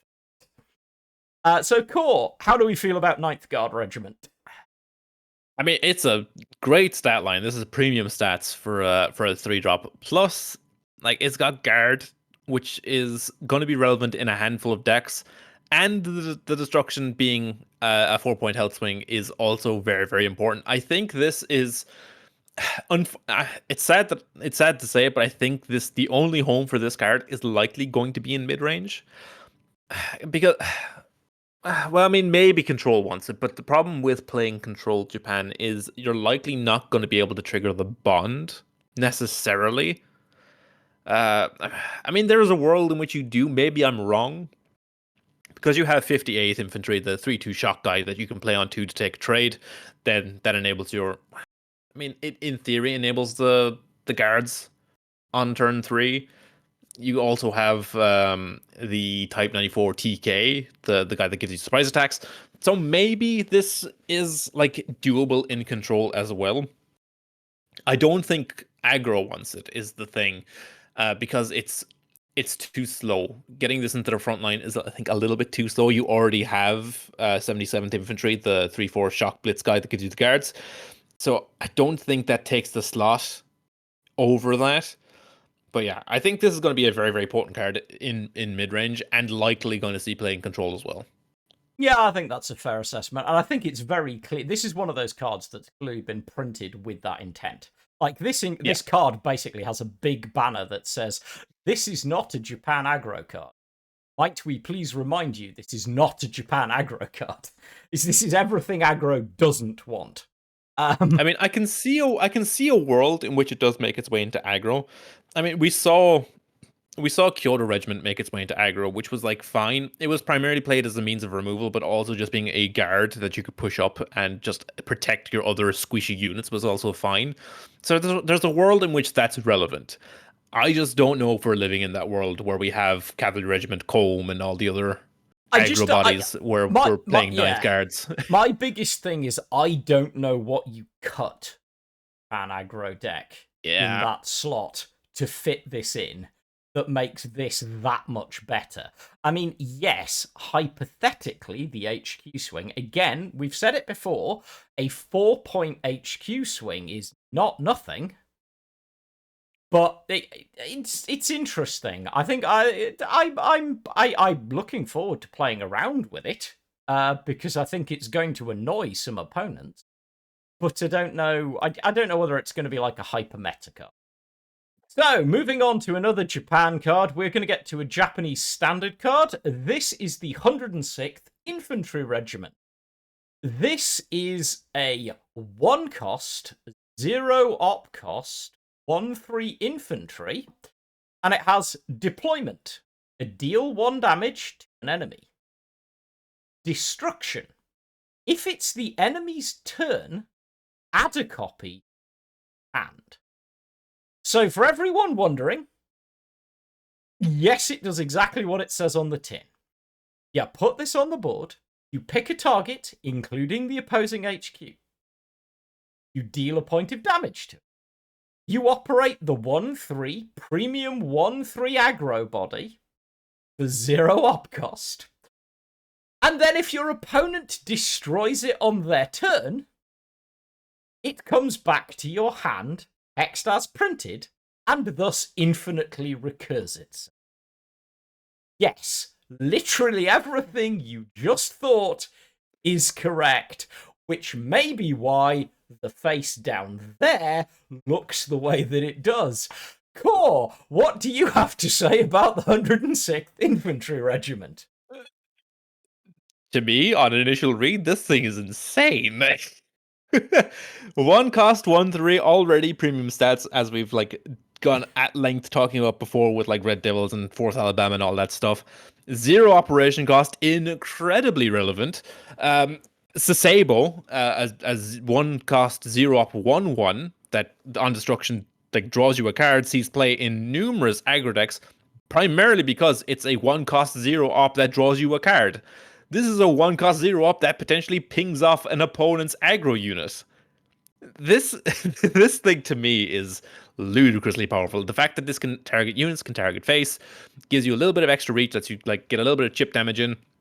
The fact that if you get this into the front line, your opponent is basically obliged to give it to you to hand on the following turn when they try to take a trade into it. 0 up means on turn 2, this is hit in the front line. You can very easily weave in your expansions as well while operating this. Yeah, this thing to me, I think, is going to be absolutely ludicrously powerful. I do think this warrants making room for in aggro decks. Hell, I think you're happy enough to play this in mid-range and potentially even control, just because dealing 1 damage to an enemy is relevant enough versus aggro decks, and the 1/3 is good enough at taking trades that you potentially just want this just as a board tool. Yeah, I mean, 1/3 has been a defining stat line in mid-range slash aggro-leaning mid-range since year dot in this game, effectively. Yes, it doesn't have Blitz. By the way, can we celebrate the fact that this thing doesn't have Blitz? But this is in a nation that has access, by the way, to duty bound. I don't want to have to trade this out as a 2/4 or a 3/5 and then have my opponent get it back and be able to... Yeah, I've said it before and I'll say it again. Infinite recursion is something you have got to be so careful with. I'm not going to lie, I think we're probably going to see a lot of this card for a while in Japan aggro decks. Because, I mean, I suppose it doesn't have Blitz, but beyond that, what's the drawback, really? I will say, just on the infinite recursion thing, I don't think we're at a risk of this becoming like an infinite issue, because it takes 2 turns to get into the front line, the turn you play it and the turn after when it can operate. When your opponent takes the trade into it, they then have the opportunity to take the front line. If they don't, you then get the chance to redeploy this, and then it's another turn on top of that to get this back into the front line where your opponent is obliged to trade into it. So I see like scenarios where this gets traded, goes back to your hand, you play it, your opponent then takes front line and can ignore it for the rest of the game while you just have a 1/3 sitting in your support line. So I don't think it's going to be that big of an issue, but it is an incredibly, like, it's a powerful effect to have on an aggressive 0 op body that also affects the board the turn it comes down. So yeah, I'm excited about this card. I don't think it's like overpowered or anything. I think it's perfectly within acceptable ranges of power level. But it's such a unique card for what it does and what it offers that I'm very excited to play around with it. Yeah, you and me both. I mean, obviously, I've had some time to play around with it, but one of the things I will say, and I do mean it when I say infinite recursion is something you have to be very careful with. This is the definition of being careful with infinite recursion. They haven't given it Blitz, which would be stupid. Yes. Just to be clear, I would straight out be calling the designers insane or on something if they gave this Blitz. However, I do want to point something out because I'm calling it now. Somebody somewhere right now, or when they first saw this card, immediately thought, Elephant Boys. And if you are that person, well done. Yes, you are correct. This would trigger twice. Just leaving that out there for all you people who want to cook just the most annoying deck ever printed. Because that's what the recursion effect on this is. Not terrifying, but what it is annoying. It could be a significant tempo hit on a regular basis. I do think that almost every aggro deck and most mid-range decks are making room for at least some, if not a full set, of this card for exactly that reason. But yeah, it's interesting design. Okay, so on to another Japan card. So this is the Key 61 IK I think I'm pronouncing that correctly again.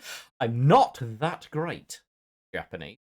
It is a special card. It is a 6 cost, 3 op cost fighter, but it is a 6/4 with Blitz. It has Bond, and it says Destruction. Deal 3 damage to the enemy HQ, give yours 3 defense. It's that effect. Again, only this time dialed up a bit. Core. Thoughts?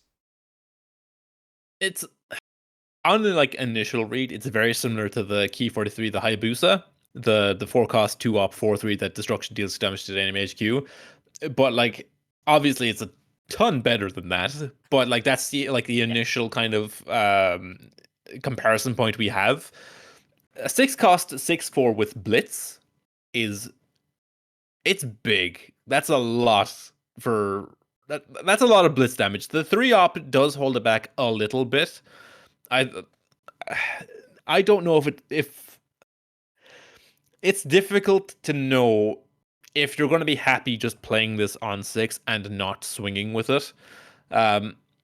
Particularly like when you look at Kika, you're paying an extra credit for Kika. You're swinging with it on turn 10 and you're getting like what, 1 less damage, I think. Kika's a 5/4, Yeah, I want to say, or is it a 6/5? So. No, it's 6/5. I think it's the same damage, right? Okay. Yeah. I am just I think checking, but I believe that's the case. Carry on. You carry on with your thought. I'm just checking Kika, because between the two of us, apparently, we can't remember the card pool. We're professionals, folks. Honest. Like Kika is like the closest real comparison point to this, where like are you going to be happy playing this on 6 and passing without attacking, or are you going to like always want to hold this until 9? And that, like, if you're holding this till 9, that like pigeonholes us immediately into only mid-range and control decks as a late game option. Yeah, The can Hellswing confirm is really Kika is 6/5. okay. Yeah, so it's pretty much two more like baby Kikas in the deck. Yeah. The Hellswing is going to be relevant in a number of matchups. I do think this is going to be a very solid mid-range card. Kika already is like decent in mid-range, and occasionally run in control as like a win condition. So I can see these being slotted in alongside. I do wonder if we're going to maybe see some more Japan air, because like Key 61 plus Claim the Skies is a lot. So yeah, plus it's also a very, very good activator for like Pound if you're playing Brit Ally, or if you have like Japan Ally.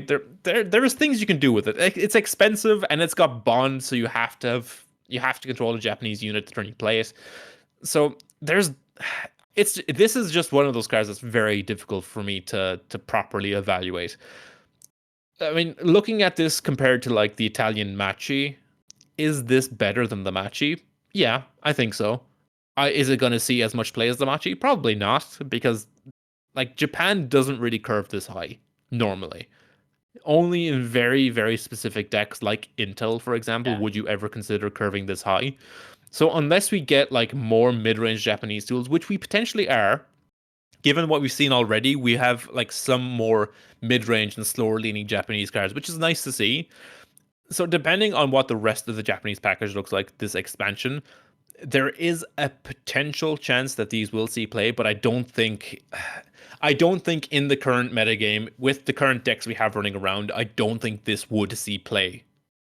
Yeah, as powerful as it is. As potent as the body is, as powerful as the Blitz is, I tend to you. I think it needs the right home in the right meta, and it's going to be a case of just how big of a shake-up Homefront is, and whether there is suddenly a deck that emerges in that meta where this finds a home. That said, if this finds a home, and Lord forbid if we see a whole bunch more of these HQ swing tools that can all be thrown into one deck, it could start to be a thing. But I tend to agree. I think at the moment it's definitely interesting. Is it going to be a big deal? I don't know. We shall see. In a vacuum, it's an incredibly powerful card. I just don't know if the home exists for it Yeah. right now. So we shall move along. Okay, so moving along, we have the next Japan card, and I think our last Japan card for this video, which is a Japan standard infantry. This is the Kōfu Regiment. It is a 2-cost, a 1-op cost, 2/3, and it's a guard. It has Bond, Guard, Fury, and says destruction. Deal 1 damage to the enemy HQ. Give yours +1. Definitely starting to see that there's a text theme on effect. Japan's got a new destruction effect, and she is not afraid to strut her stuff with it. For those of you running the maths, yeah, these do all add up. Cool. What do we have to think? I I don't know where you want to play this card because it's such an awkward, weird card. Two two 2K 2/3 is like fine.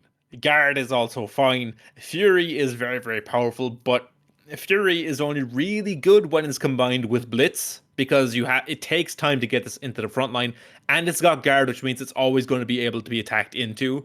So the Fury pretty much doesn't matter on this at all for like the most part. And it's got Bond for some reason. This was like you can play this in aggro because like you're playing a billion 1-drops anyway, and this technically protects your 1-drops, but it's slow, it's got 1-op cost, so you can't move it for free. I mean, we are getting for the Emperor back, and that does work with this. I mean, that works with a bunch of the cards we've seen already. The 1-op Japanese units all function a lot better under for the Emperor, so that's something to bear in mind.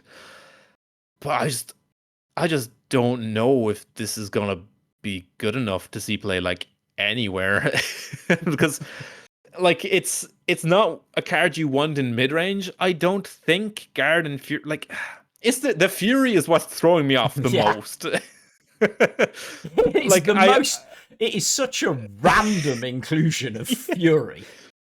They 1939 could have very easily have just left Fury and Bond off this card, and it would have been actively better than it is now. So I don't know.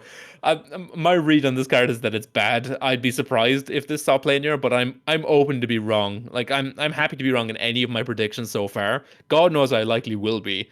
But yeah, to me, this makes no sense in pretty much any deck right now. I mean, I will say it feels like there's got to be something somewhere that we've not seen. Surely there's got to be a piece somewhere that pulls all of this HQ swap gubbins together, because it feels like it wants to do something. But the question is, can it? Look, if you want to play a 2-cost, 1-op, 2-attack, 2-drop in Japan that burns your opponent, just play a Akita Regiment. I mean, I will say, ¿por qué no los dos? But yeah, I do get you. It is an interesting one. And sadly, that's where we leave Japan, in a place where I personally have my puzzled. I'm not quite sure yet what it is Japan is reaching for this expansion, but I do hope at some point we might find out. Okay, so on to the US of A and the F6 F5 Hellcat. It's a new Hellcat. This is a different looking Hellcat, though. So this is a limited card, so you can run 3 of them. It is 3 cost, 2 op cost, 1/3 fighter with Bond, Fury, and when this unit attacks, it and the top unit of your deck get +1/+1. So, upside, it buffs 2 units, technically +2/+2, because it's got Fury. However, it's turn 7 when you get to do this. Except it's not, because this doesn't have Blitz. Yeah. I'm kind of unsold on this card, because this card is ploddingly slow. You could have given it, for me, 2 op cost and Blitz, or you could have given it 1 op cost. But the fact that it's got 2 op cost and doesn't have Blitz means I don't know. I don't know if there's a home for this card, which kind of sort of makes me sad, because 1, the art is epic. 2, Hellcats are fun. And 3, the effect is kind of funky on Fury unit. But Core, what do you make of the new Hellcat? Yeah, I mean, in theory, this could have been an incredibly powerful card. The problem lies entirely in its operation cost, because you can play this on turn 3. Like, you can play the new 2/4 guy on 2 into this on turn 3, and then on turn 4 you can swing twice with this. But then the problem is that's your entire turn gone, because it's got 2 op cost. If you're swinging, you're only swinging with a Hellcat. You're not swinging with anything else you've played up to that point, which means it absolutely kills your tempo. I mean, to be fair, you are swinging for 5. Yeah, I mean, the self-buffing aspect of this is very, very powerful. The fact that it goes to a 2/4 and then a 3/5. The way this scales, it scales very, very quickly. And it is a fighter in a nation that really cares about fighters right now, with all the booster stuff running around, with all the fighter buffs, the Coronados, the carrier covers. Like, it's so close to me being like very confident. Like, it's very close to me being able to like confidently say this card is like insane. As it stands, I think it's very, very close. It's the op cost, man. It's just the op cost is just holding it back so much. It really If it was hurts, doesn't it? Yeah, if it was a 3 cost 1 op 1/3 Bond Fury, everything else the same, I think this card would be good. I don't think it would be broken. I think it would be solid. But like, it's difficult to say, right? Because again, when you swing with this on turn 4 twice, it does become a 3/5, and that is a lot of stats in the support line that you have to then answer. So I can understand why they were careful. So, and I mean, again, yeah, it does have the Hellcat thing. It is buffing itself when it attacks, which means it's hitting for 2, not 1, on the first swing, and 3, not 2, on the second swing. So it is 5-point swing, but I do tend to agree with you. I think it's the op cost. It is the op cost that makes me sad for this card, because it just makes it awkward. Yeah, see, I don't know if you could like put this at 3 cost 2 op. I think it's like not good enough, but I think at 3 cost 1 op, it's probably a little bit too good is the issue. Yeah. So yeah, I think this is one of those situations where it's like damned if you do, damned if you don't. I think it's better to be safe and like release it like this, and maybe come back to it at a later date, maybe with a bit of a change. I mean, I'm not going to lie. I'm not convinced that I want to live in the world where this drops at 1 op cost. It's a little bit scary. Yeah, if this had 1 op, this would go straight into like US Finnair. Like, this would lot of Svard immediately. Yeah. Like, it would be huge. But close. But maybe no cigar. But then maybe cigar. We don't know. We are undecided, but we think no cigar for the Hellcat. Moving along. It's a tentative no for now. Yeah. We shall see. We'll give you a chance. And both of us like playing air, so hey. Alright, we shall move along. Alright, next American card, and we are remaining in the air. This is a special card, and this is the P-38H Lightning. It's a really cool looking aircraft. This is a 5 cost, 2 op cost, 4/5 fighter, and it has destruction. The top unit of your deck gets +3 attack and blitz. So 1939 have crossed the Rubicon from slapping blitz on everything to slapping the ability to give blitz to things onto things that don't have blitz. Core, welcome to the new generation. Yeah, 1939 got tired of slapping blitz on everything, so they're like, "Here, you can put it on it yourself." Yeah, but you Yeah. can't choose what you're putting blitz on. Yeah, and therein I think lies the problem. Well, one of the problems with this card. I don't think this card is particularly good.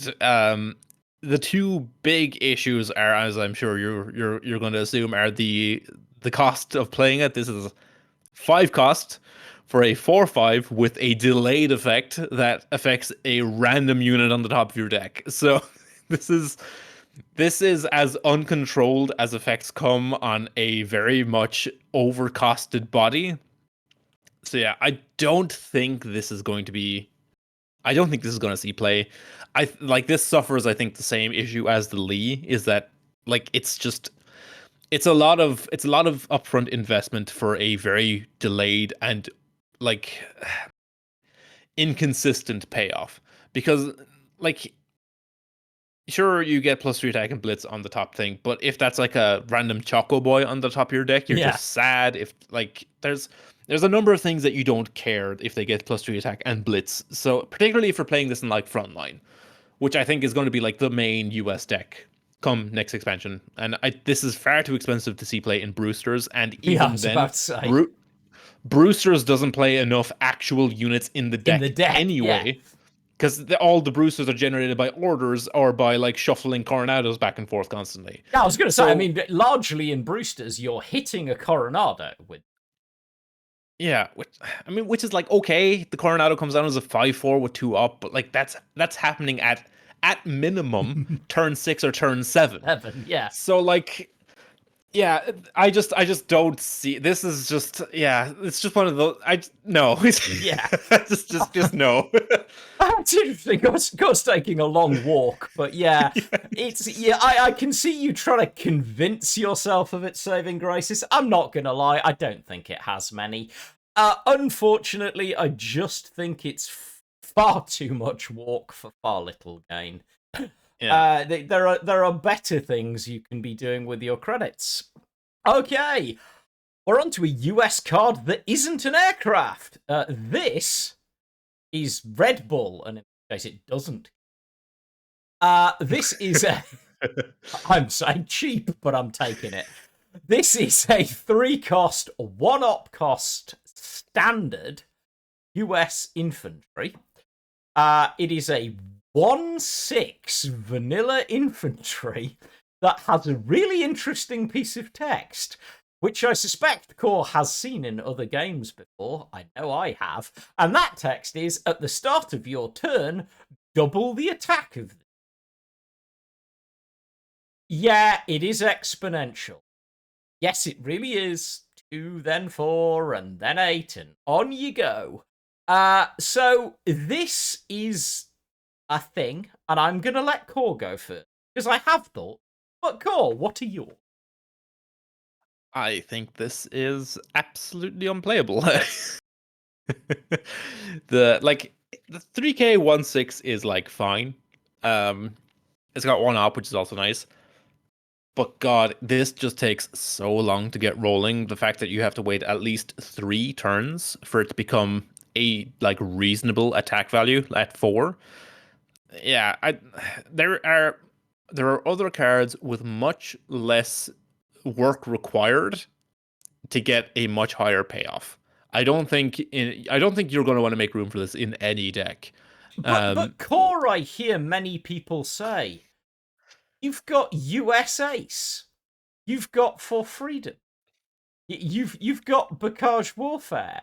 So you put this down, you slap a US Ace on it, and then it's a 2/2 that doubles. Sorry, a 2/6 that doubles to a 4/6 that then doubles to an 8/6, or then it doubles to a 2 on the next turn. Then you push it forward, and the Bocage Warfare turns the 2 into a 4, and then the 4 doubles to an 8, and then the 8 doubles to a 16, and then eventually I've got a 64/6 body.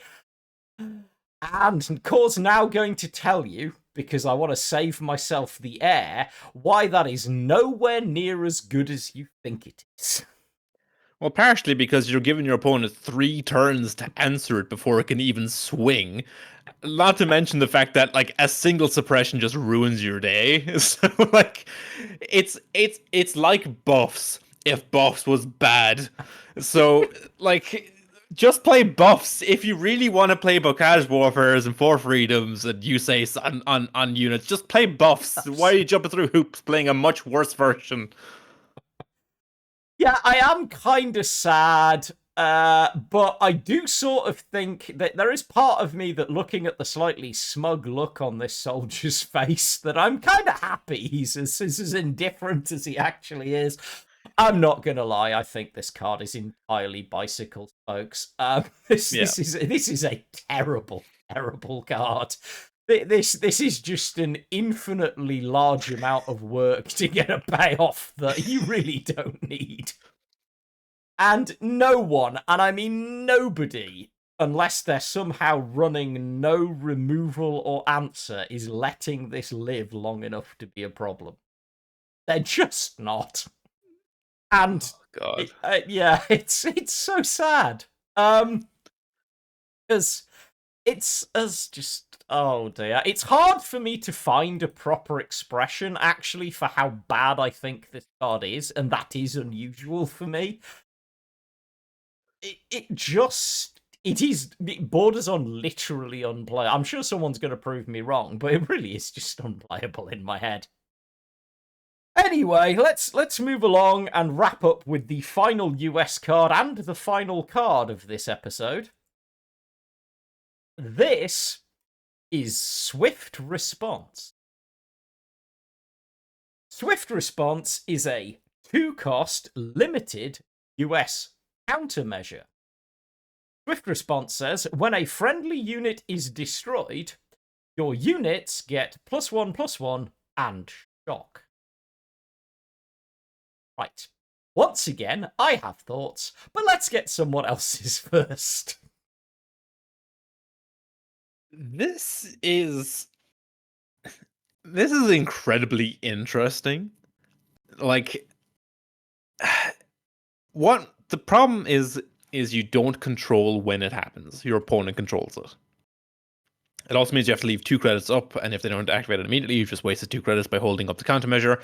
And it's going to be pretty obvious when you're holding this up, because what other countermeasures are you playing in US outside of maybe Counter-Strike? But even then, that's only in like the slower decks.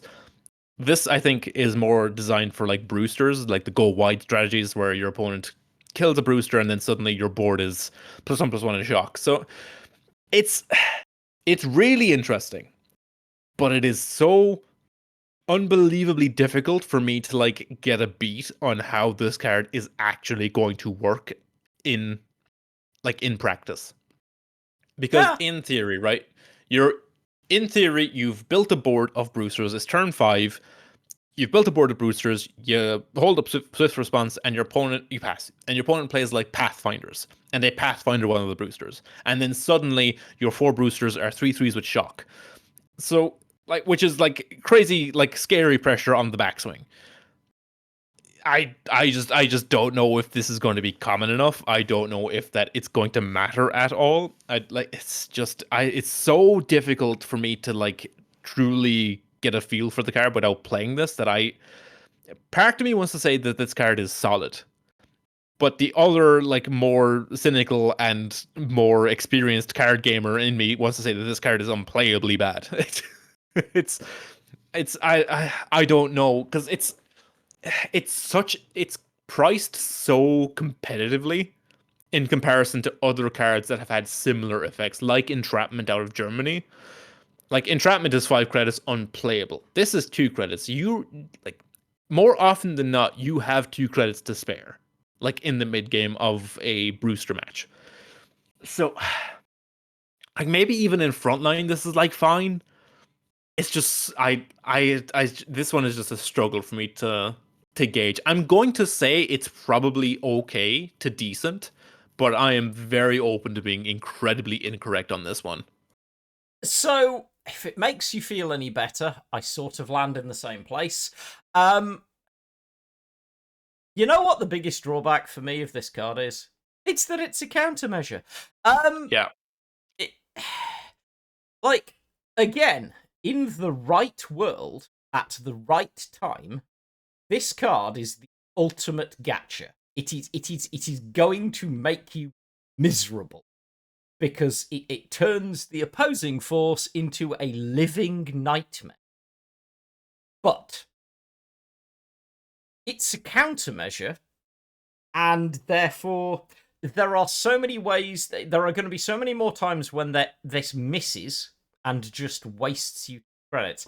I will say I sort of disagree with you on the frontline thing. I don't think frontline has the tempo to spare to even try playing this. Certainly not in the current meta, because the current meta's too quick. Frontline was already, before it folded into retirement for a while, struggling to keep pace. And it was so credit efficiency dependent. Like, you've got to have 2 credits that you don't mind wasting. And I'm trying to think the last time, outside of a deck that I basically won a game on, I had 2 credits that I don't mind wasting for an effect that ultimately becomes win more. I mean, you're right, it is very competitively priced. But I'm just, I don't know. I'm sure this is going to win some games because it's the kind of countermeasure that is going to have a good day. I just don't know if its good days are going to outweigh its wasted time in your deck. And part of me is on, I'm giving up a card slot. Yeah. I only have 39 card slots, and I've got to put this in one of them. And every time I try, I have a feeling I'm going to be thinking, but there's got to have been something else I could have put in the card slot, let alone in 3 of them. Yeah. Like, I get you. I am prepared to be proved utterly wrong. I totally am. Yeah. But I don't think it's that good. I think Yeah. No, like I said, like the seasoned card gamer in me, like, is fully expecting this to not be good. But at the same time, in Magical Christmas Land, maybe it's just good enough. That's the part of you that also just kind of wants it. Because the moments when it works are going to be really cool. I mean, worst case scenario, just jamming in as a one-of just to get people every now and again. Yeah. I mean, if nothing else, it'll make people think twice. Yeah. All right, folks. That is the first wave of Homeland. Or Homefront. Homeland. It's Homefront. Ignore me, but it is the first wave. That is 2 guys chatting about what we think of it. And I've had a blast. Hopefully, Core's had enough of one that he'll be back for the next one. On the whole, I will say, I do think what we've seen so far is exciting in the sense that there's lots of design space opening up. But there are a couple of question marks I've got hanging, and one of the biggest one is, what fate Japan? Where is Japan going? Because currently, I don't know. Somewhere that apparently involves destruction effects and trading HQ stuff. Okay. I mean, hypothetically, that's a good destruction effect. It's a punish. US, we can definitely see where they're going with US at this point. I think there's an emphasis on frontline coming back, and there's this underlying, like, appearing buff thing, and then there's Red Bull who Britain, for me, is very exciting because it looks like Britain's going to try and do something completely different. My only problem is I just kind of hope it works, because I'm going to be so sad if it doesn't. Because I really want at least a tier 2 playable British infantry kind of ground-based deck out of this. Just give me Brit mid-range already. Or Brit aggro. I'd take Brit aggro. Germany, I think the jury for me is out on what this Germany bouncy thing actually ends up looking like. Because Germany already does a lot. Does it really need a new suit of clothes? And is this the right suit? I don't know. But anyway, those are my overall thoughts on the first swing at this stuff. Core, what about yourself? I'm like relatively positive on everything we've seen so far. Keyword soup bias aside, um, I think I think Germany getting a potentially not very good set of cards of this expansion is perfectly fine, given the last couple of minigames we've experienced. Similarly with Japan, having a few like weird cards in there is probably also fine, while other nations kind of catch up in card quality a little bit. I will say this though, I am much more positive on these initial reveals than I was for naval warfare. So far, this set seems to be it seems to be a little bit more focused on interaction and board presence than naval warfare was. Um, which I think is a good direction to keep moving in, because I don't think I'm wrong in saying that naval warfare for a lot of players was a very unfun metagame, considering it was mostly based around orders, because all the ships obviously were represented by orders. So like the big representation of that metagame was entirely order based. Yeah. So yeah, I do think that like vibes wise on the initial reveals here, I'm much higher on this set than I was naval warfare. So yeah, I think it's only going to get better from here, hopefully. Yeah, well, we'll be around to see it. So, as I said before, all of the links to everyone's stuff is down below. Like, follow, subscribe. You know the drill by now. If you can support the content that we make, please do. We will be back with another chunk of cards once they've come out, which I have no control over. I wish I did, but I don't. I also have very little control over Core and I's schedule, but we are trying. We will work for it, because both of us survived the punishment of J. King's quiz dungeon for nearly 7 hours. So we've proven we'll put the yards in. But yeah, as ever, thank you all so much for tuning in and enjoying, hopefully, the content. I look forward to seeing the next bit and chatting with my friends about the game. Take care of yourselves, be good humans, and we will catch you next time.